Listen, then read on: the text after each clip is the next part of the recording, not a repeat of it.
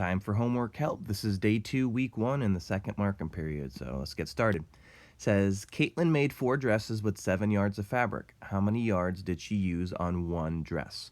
So this is a unit rate problem. So what we're going to do is we're going to write 4 dresses with 7 yards. I'm going to put 7 on top.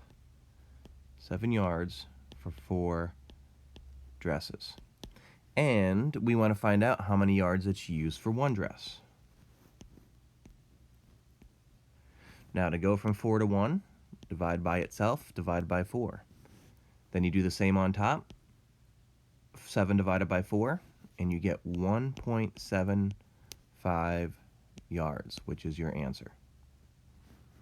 All right, problem on the bottom. It says Andrea has 18 yards of fabric. How many 2-foot pieces can she cut from her original piece? Now, because she's figuring out how many 2-foot pieces, I know I'm splitting her fabric into 2-foot pieces. But here is the tricky part. First, let me tell you what not to do. And this is what a lot of people will do. They're going to be like, oh, I'll just take the 18 yards and divide it by 2 and get 9, and it's going to be 9 pieces. Wrong. And here's why. The reason that's wrong is because she has 18 yards of fabric, and we want to know how many 2-foot pieces. So they're different units.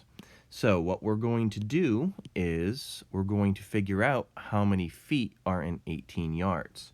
So I'm going to do some dimensional analysis. So I have 18